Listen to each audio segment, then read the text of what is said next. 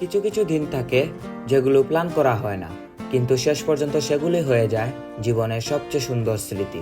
আজকের গল্পটা এমনই একটা দিনের।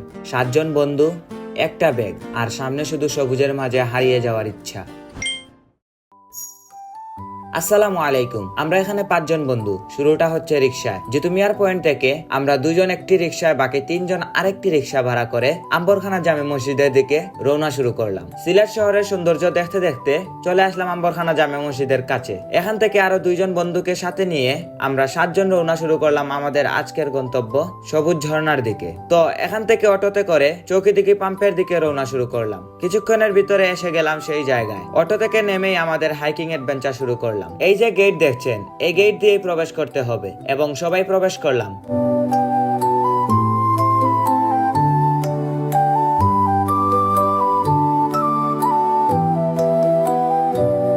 শুরুটা কিন্তু খুব সহজ ছিল। সবাই ফ্রেশ, এনার্জি ফুল, আর মুখে শুধু একটাই কথা, আরো একটু সামনে গেলেই পৌঁছে যাব। বন্ধুরা হাসছে, কেউ বলছে এটা তো ওয়ার্ম আপ। কিছুক্ষণ পর বুঝলাম আমরা শুধু হাঁটছি না, আমরা শহরের সব শব্দ পিছনে ফেলে আসছি। চারদিকে শুধু পাখির ডাক, হঠাৎ হঠাৎ বানরের সাথে দেখা, আর বাতাসের শব্দ। তারপর শুরু হলো আসল পরীক্ষা। উঁচু নিচু পথ, প্রতিটা স্টেপ যেন একটা ছোট চ্যালেঞ্জ।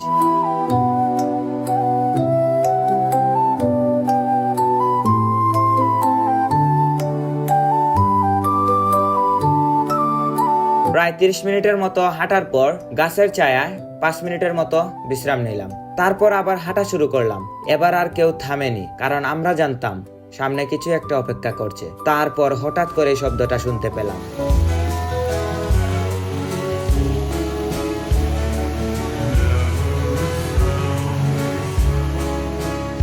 পানির সেই শব্দ যেটা সব ক্লান্তি মুহূর্তেই ভুলিয়ে দেয়। হ্যাঁ গাইজ, আমরা পৌঁছে গেছি। এই টঙ্গরে সবাই চেঞ্জ করে নিচ্ছি, কারণ ঝর্ণাতে গোসল করব। চেঞ্জ করে সবাই ঝর্ণাতে নামলাম। কোনো প্ল্যান ছিল না, কেউ কাউকে কিছু বলেনি, কিন্তু একসাথে সবাই পানিতে নেমে পড়লাম। এই ঠান্ডা পানি, এই হাসি, এই মুহূর্ত ক্যামেরায় ধরা যায়, কিন্তু পুরোটা অনুভব করা যায় শুধু এখানে থাকলে।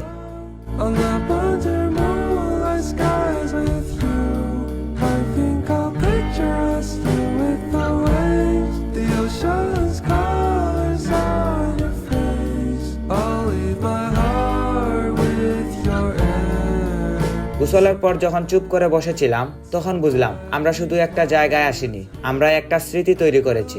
জীবনে এমন কিছু দিন দরকার যেখানে কোনো টেনশন নেই, শুধু বন্ধু, প্রকৃতি আর একটু পাগলামি।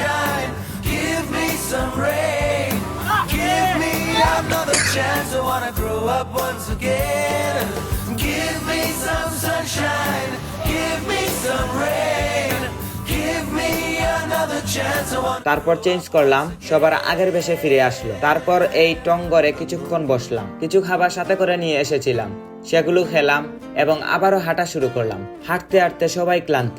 বিশাল চা বাগানের ভিতরে একটা টিউবওয়েল যেন ক্লান্তির শেষ চোয়া। সবাই এখান থেকে টিউবওয়েলের পানি পান করে আবার সামনে হাঁটতে লাগলাম। আবারও ক্লান্ত। বন্ধু দৌড়াবি? চল দৌড়াই।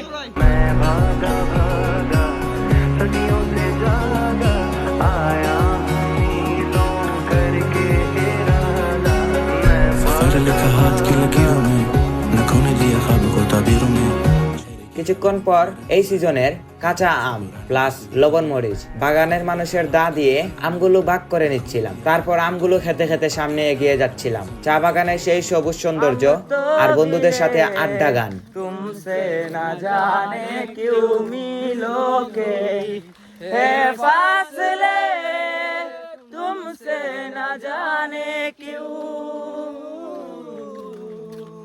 कैसे बताए क्यों तुझको चाहे यारा बता ना पाए, ओ बातें दिलों की आके तुझे समझाए, तू जाने ना, तू जाने ना।